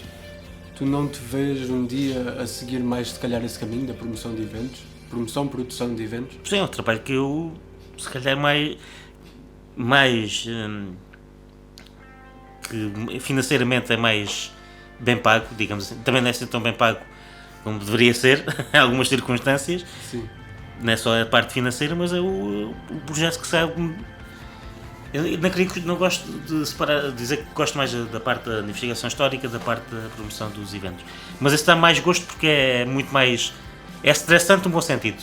Eu gosto de uma boa adrenalina a trabalhar, digamos assim, porque dá-me outra. E tens contacto com as pessoas, não é? Sim, por exemplo, na Feira da Dieta Mediterrânica, contactei com artistas italianos da música da região de Nápoles ou da Sicília, da zona do sul de Itália, sobretudo ali do sul de Itália. Conheci artistas franceses, espanhóis e gregos, que até criei uma grande amizade com alguns gregos de um grupo que veio tocar música da zona de Salónica. E os italianos também foram fantásticos, ainda hoje mantenho contactos com alguns deles e isso é bom, conhecer outras culturas e ter esses contactos em vários sítios dá um gosto interessante. Este choque de culturas é uma coisa que eu gosto. Claro. Por exemplo, nesses projetos, e estou com eles, fazem perguntas sobre o nosso país e há aquela troca de ideias interessante, como é que as coisas se organizam, como é que... É sempre um ganho. Assim. E digo que os italianos às vezes são um bocadinho mais... com horas são mais complicados. Sim, porque depois depende, os espanhóis são muito exigentes, por exemplo, nas questões do catering e dos horários, ao contrário do que possa parecer. Os italianos já nem tanto, conforme... Também conheci já tunisinos e turcos e marroquinos, por exemplo, que é completamente diferente. E até o contacto, por exemplo, com mulheres e tudo é mais complicado, digamos assim. Tem a ver com a cultura do país. Claro. Esse choque de culturas às vezes é engraçado. E o tipo de alimentação, por exemplo, os marroquinos, como não comem carne de porco, tens de ter cuidado com a alimentação, com essas coisinhas todas. É engraçado. Mas farto-me de rir com italianos, apesar de eles serem assim um bocadinho desorientados, tem um sentido de humor engraçado. Faz um pouco parte da cultura deles, se calhar eles têm a sua... Sim. Mas pronto, achas que falta... Eu queria chegar aí quando perguntei aqui há bocadinho se faltava qualquer coisa a nível de produção cultural em Tavira. Achas que também pode ter a ver, também já falámos um bocadinho sobre isso nessa parte, pode ter a ver também com o facto de haver, neste caso, não haver nenhuma sala de espetáculos digna desse nome na cidade? Sim, é mais por isso. Tens uma boa rede de museus, tens um associativismo de várias associações que trabalham e que a muito custo vão fazendo o seu trabalho, mas não existe uma sala de espetáculos ou uma sala que possas promover se calhar muito os projetos. Tens ali aquela 1 ou 2 espaços onde de vez em quando se fazem ali qualquer coisa, mas não são propriamente para isso, não é? Por exemplo, o Mercado da Ribeira, a zona acústica, o acústico não... Claro. E mesmo ali na zona ali do Palácio da Galeria, aquele espaço, é um espaço pensado para isso ou não? Não, o espaço tens ao ar livre, aquele espaço do parque, esse é o único que tens, mas no inverno não funciona, aquele espaço não funciona. Por exemplo, na Festival de Artes Performativas fizemos os espetáculos no Palácio da Galeria, mas não tens as condições. Claro. Tens lá uma sala grande que não... E depois o Palácio da Galeria é mais direcionado para as exposições. E tens as exposições quase o ano inteiro, e boas exposições. Mas não consegues fazer um espetáculo de teatro, de música, porque uma parte do ano tens as salas ocupadas com esses projetos. Não dá. Achas que vai haver uma melhoria substancial nesse ponto quando o Cineteatro estiver finalmente concluído? Acho que sim. E achas que está para breve ou nem por isso? Tu que és um homem que sabe está para breve, Tá? Está a levar o tempo, atrasou um bocado com a parte arqueológica, pelo que sei, mas acho que está para breve. Está dentro do prazo. Okay. Só teve os 3 meses parado por causa da arqueologia, porque fizeram lá, sabes, que encontra sempre alguma coisa. Mas pronto, isso é uma questão... Mas nada de significativo, acho que não era nada significativo. Mas acho que a sala, o Cineteatro pode dar outra dinâmica, até porque as valências que vai ter, acho que pode... E as pessoas que estão lá a trabalhar o ano inteiro, são pessoas muito competentes até. Às vezes podes ser as pessoas competentes e ainda teres os meios, a logística, o espaço. Quando tens essas pessoas que trabalham assim e tens a logística, o espaço e a boa vontade de quem está a gerir a Câmara, que penso que existe, porque a Câmara sempre, desde há muitos anos para cá, desde há 20 anos para cá, apostou na cultura também como ferramenta de atrair o turismo. Acho que é possível fazer bons projetos, alguns festivais, como aconteceu em Lolé, a recuperação do Cineteatro do Oltano foi uma mais-valia para o Lolé. O Lolé neste momento está na vanguarda cultural do Algarve, por exemplo. E mesmo o Olhão também. Olhão com o auditório. Exatamente. E depois também tens de adaptar a programação àqueles sítios que tens... Que estás a gerir. A Fira se calhar tem uma vertente mais turística ou mais... E o Olhão se calhar tem mais para os locais e depois... Isso depois depende do local para local. Mas acho que o Cineteatro pode ser a alavanca ao que faltava para o que falta fazer falta fazer muita coisa. Na cultura há sempre coisas para se fazer. A cultura não é algo fechado, é sempre um espaço aberto para outras coisas. Mas pode criar outras dinâmicas que não existem agora. Tu pensando pensando para ti próprio, para dentro, tu consideras-te um homem muito culto? És um homem da cultura e és um homem muito culto? Posso dizer que sou um homem culto, mas isto parece mal eu estar a dizer, acho eu. Estou a perguntar, o que é que tu achas? Acho que sou um homem culto, acho que sim. Achas que ias a um programa daqueles da televisão, da RTP, das perguntas e safavas? Ou nem por isso? Era capaz de me safar.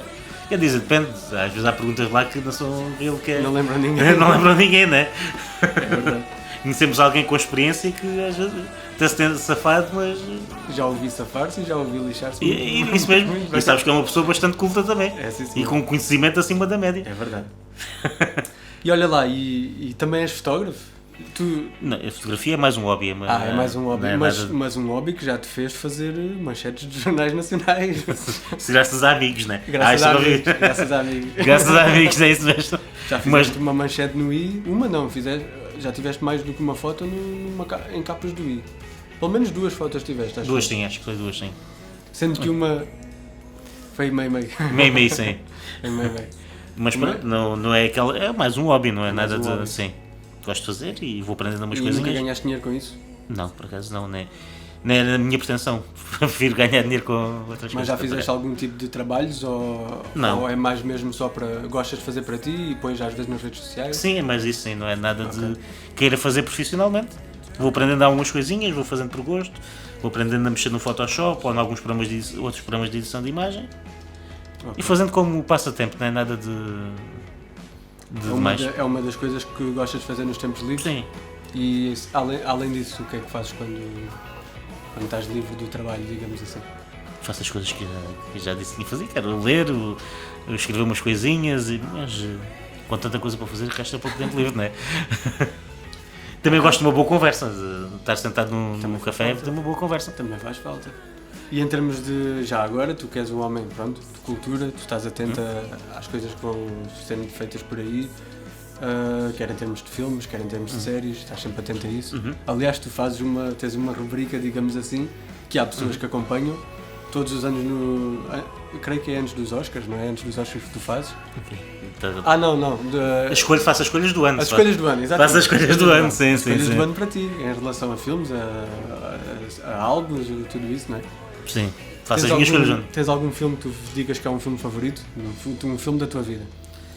Não posso dizer, tenho vários. Ou ator, ou atriz? Mas eu mais que filmes é mais séries. É mais séries? Mais séries, sim. Estás a ver alguma coisa agora em específico? Estou a rever a teoria do Big Bang. Boa, é sempre muito bom visto. Que é uma série que foi dos meus tempos de faculdade, começou dos meus tempos de faculdade também, e lá da universidade. E a gente identificava-se com aquele grupinho, não é? Um bocadinho menos nerds, acho, ou talvez não. O pessoal do património também é conhecido por ser assim um bocadinho rato pela biblioteca. Faz sentido. Não somos físicos teóricos, nem físicos experimentais. São uma das ciências que o Sheldon gozaria. Ciências sociais. Ciências sociais, porque ele tem lá passagens que diz que ele diz que desculpa a expressão, que se lixem as ciências sociais quando a universidade decide. Sim. Às vezes a universidade uma vez decidiu dar, este episódio havia há poucos dias, decidiu dar uma investigação para a literatura francesa ou para a literatura americana do início do século XX, ou o que é que foi, e cortaram o dinheiro na investigação dele porque aquilo não ia a lado nenhum e ele ficou todo lixado com as ciências sociais. Mas pronto. Mas a série da minha vida é o Friends, pronto, ficas a saber, Okay. A série é o Friends. Lembra muito da minha adolescência, infância. Por acaso estou eu a rever agora os Friends. A rever, na verdade eu nunca vi toda do princípio ao fim. Estou agora a Gosto muito da Rachel. Também gosto eu sou muito Ross. Mas também gosto muito da Mónica. Eu sou muito Ross. Eu sou mais o Chandler. Pois o teu humor é um bocadinho às vezes é perturbante. É mais por... Mas eu gosto não lhe chamaria perturbante. Porque às vezes um bocadinho fechadinhas como o Ross. Só nem investigar dinossauros, ele já é o período mais à frente. Olha, mas lá está, também andava nas investigações e sim. Acaba por tocar também com o património. E gosto de ter aquelas discussões, por exemplo, com das teorias evolucionistas e de criacionistas, com a... Como é que era o nome dela? A loira, agora esqueço o nome da pessoa. A Phoebe, desculpa. Também adoro a Phoebe, mas ele discutia muito e de vez em quando tem essas discussões. Sendo que ela dizia que tinha estado nos sítios, não é? Sim. Também tenho uma amiga assim, mas pronto. Tens um amigo que discute estas coisas e depois também é assim, pois, é isso mesmo. Que acredita que está em várias reencarnações, em várias encarnações. Não, mas acredita noutras coisas. Tem teorias da conspiração. Há amigos para tudo. Há amigos para tudo. Aquela série representa tudo. Claro, todas as séries representam tudo, na verdade. Umas com mais fundo de verdade do que outras. Pensando bem, eu sou um bocadinho Joey também, às vezes sou um bocadinho... Esquece. Também faço castings e que lá às vezes também... Todos temos um bocadinho de todas as personagens. De certeza absoluta. Teremos um bocadinho de Mónica e de Rachel também, nós, apesar de sermos masculinos. Olha, também sou um bocadinho obsessivo ou compulsivo como era isso que eu ia dizer. Às vezes tenho um bocadinho de Mónica de certeza absoluta. Sou capaz de estar aqui a fazer só ver o pó e já estar a fazer assim só por causa de... E em termos de livros favoritos, tu, além de veres de consumires muita coisa em termos de computador e televisão, tu lês também muito? Leio muito, sim. Gosto muito de ler biografias políticas, gosto muito de ler livros relacionados com a história da época que estudo. Estás a ler alguma coisa neste momento? Estou a ler um livro do Ruizinho que é o Manual do Bom Fascista, que se adequou aos tempos de hoje. É muito engraçado. Porque, foi escrito quando? Foi escrito agora no verão, antes do verão. Foi lançado na Feira do Livro de Lisboa. Nem sabia que era atual. É muito uma visão daquilo que atualmente, daquilo que somos atualmente, em termos políticos e às vezes daquilo. Até falo muito, há muitas passagens do livro que têm a ver com aquela questão das redes sociais, de somos controlados pelo politicamente correto ou por não sermos politicamente corretos ou porque somos aquilo ou porque somos aqui ou porque somos outra coisa. Esquecemos do que aprendemos com a história, que é uma coisa interessante que ele explica lá. E estou a ler esse livro e tem a ver com este, porque é um livro mais atual, mais humor, é É brincar com coisas sérias, é um humor com... Ok. Tu lês aquilo, o resto com o que ele escreve lá e revês o que é a sociedade atual, o que é a política atualmente e estes populistas que vão aparecendo por todo lado são, são e que são às vezes um engodo. Aquilo é, Sim. aquilo é mais... A gente tem visto com Trumps e Bolsonaros e Trumps que há por aí, que são muitos. Não queria pôr esta questão política aqui, mas Sim. já que te perguntaste pelo livro, estou a ler esse, é interessante. Claro, então. Eu estou a ler um livro interessante que chama-se Amália, Democracia e Ditadura, que é um livro muito interessante.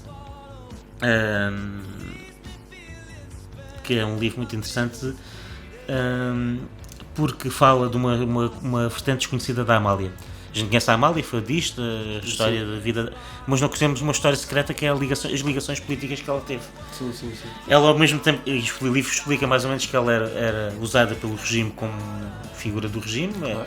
Ele tinha alguma relação próxima com o Salazar, com o regime e com as figuras do regime, mas ao mesmo tempo apoiava os oposicionistas ao regime, porque achava justa a luta Pronto, e o livro é à base disso, é muito biográfico. Estou a ler isso. Tenho um livro favorito que está aqui, que é a Utopia, do Thomas More, este livro, que fala... Posso pegar nele? Já agora, Claro.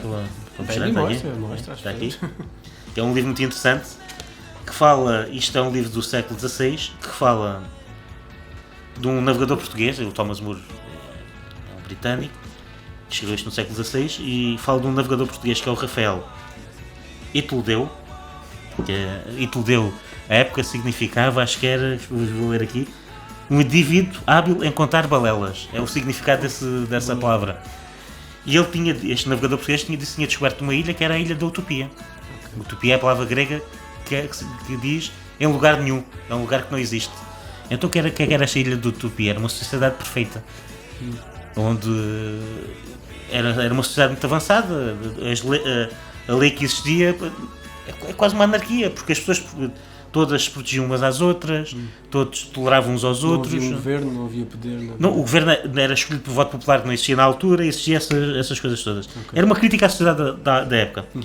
Mas é uma sociedade que ainda hoje não existe, porque podes encontrar... Não existirá. E nunca existirá, é uma sociedade perfeita. Mas isto... a gente alimenta-se deste imaginário, deste livro da Utopia, do Thomas More, e é engraçado, porque nós queremos isto para nós, uma sociedade cada vez mais perfeita.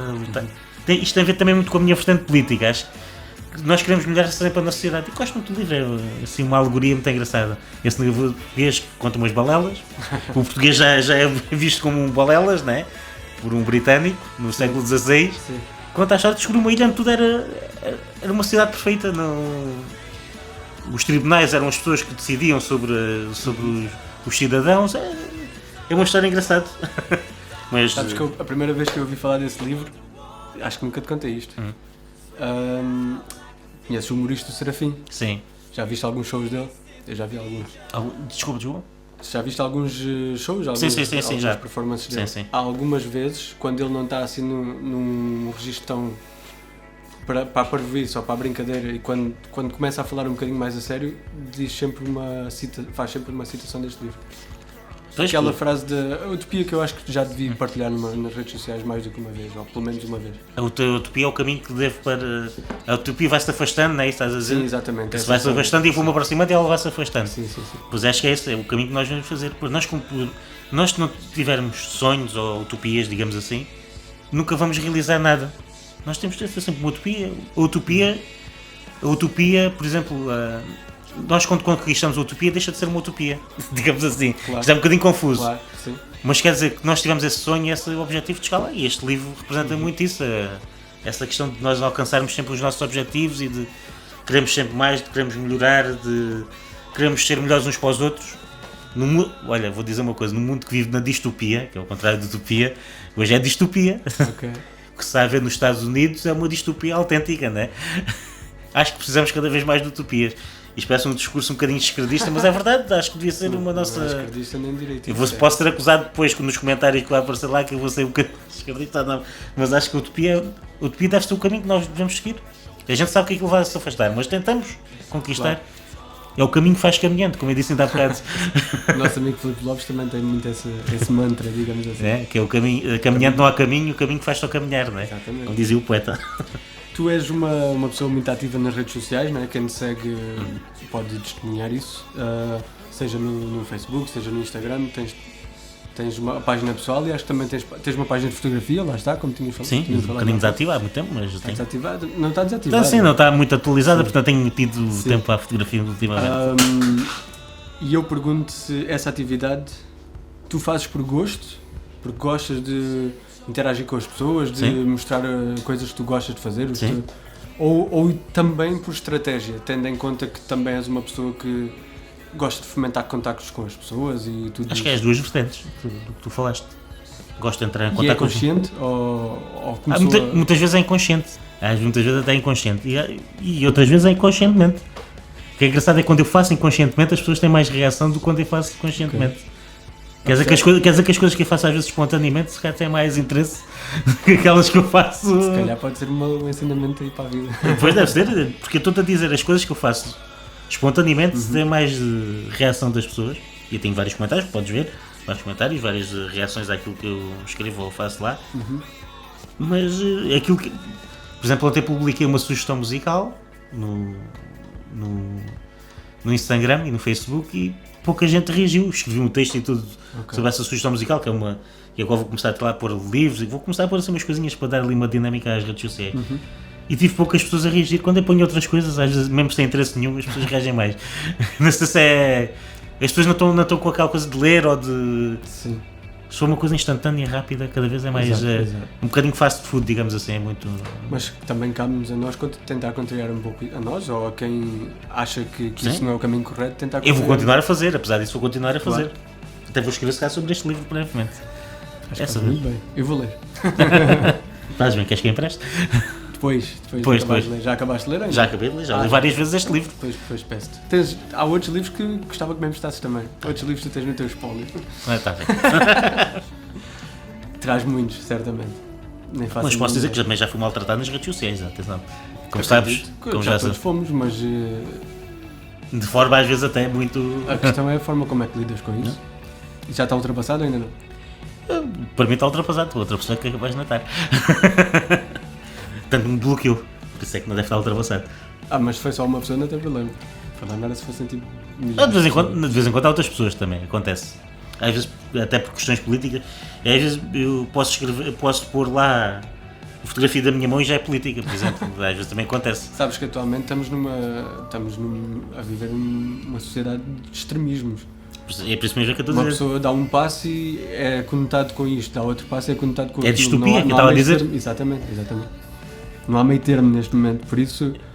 Por isso é que eu estou dizendo. Se puder dar um conselho é continuar a fazer o que fazes. Por isso é que eu estou a dizer, Normal. como eu estou identificado politicamente, qualquer coisa, nem que eu publique esta caneca, Claro. esta caneca não tinha nada.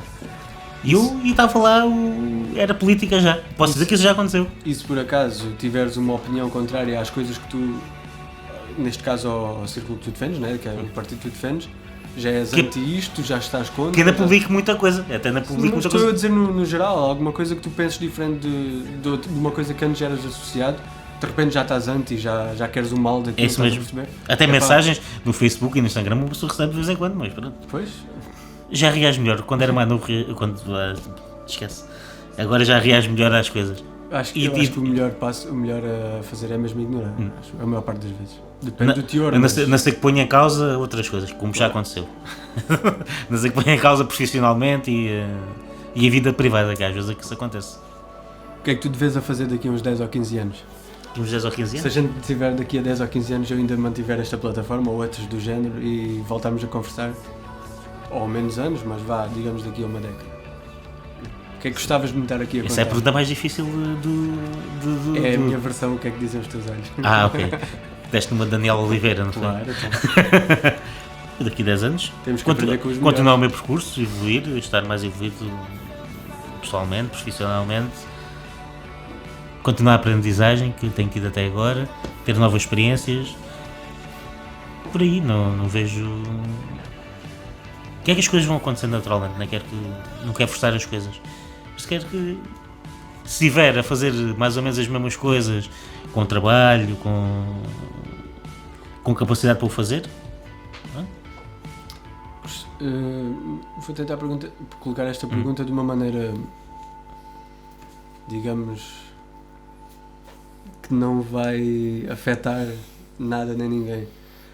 Gostavas de ter mais reconhecimento por parte da cidade em relação a coisas que já a serviços que Sim, já têm muitas vezes prestado? sim. Podes fazer essa pergunta normalmente, eu vou responder que sim, claramente. E por outro lado, daqui a 10 anos, gostavas de poder estar a dizer que já tinhas tido reconhecimento? Gostava, sim. Que também já tinhas feito mais por isso, não é? Sim. Por o ter. Uma pessoa tem-se esforçado muito, às vezes não é reconhecida, é complicado.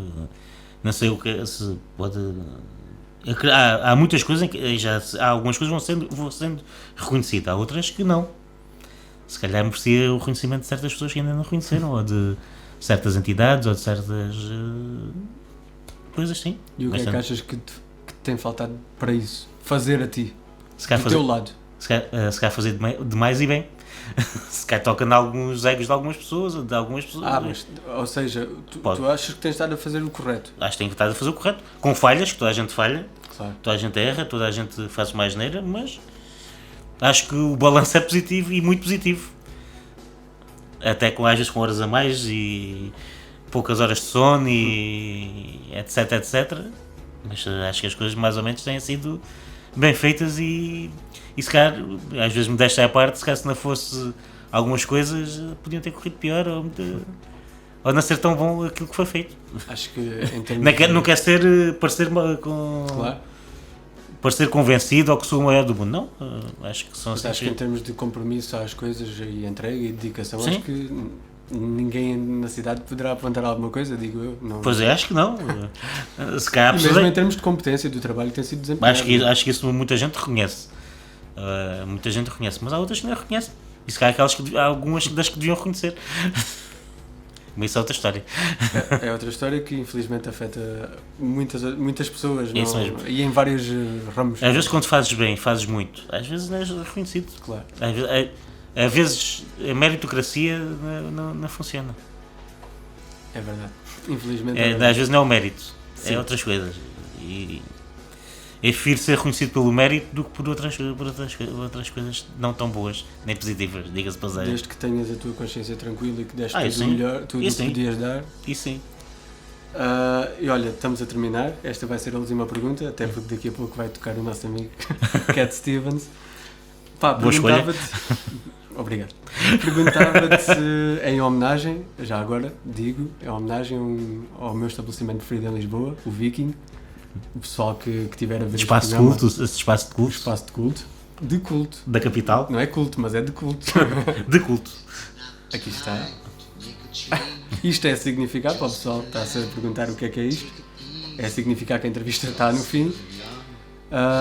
Mas dizia, em homenagem ao meu espaço de culto, o Viking, que no fim das suas sessões tocava sempre aqui este nosso amigo para avisar que a noite estava terminada.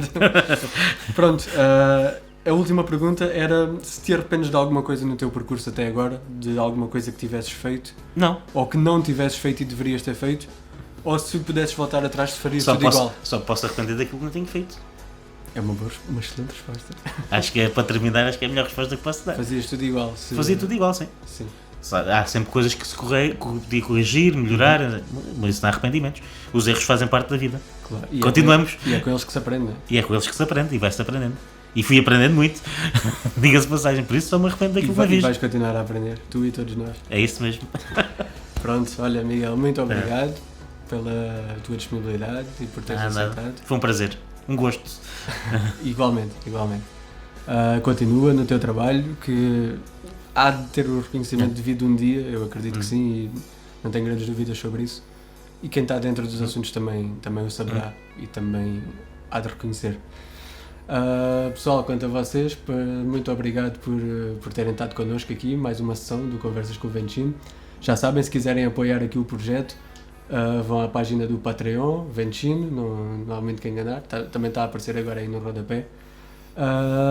E juntem-se a nós para o próximo episódio, vai ser certamente também muito interessante. Obrigado, até à próxima.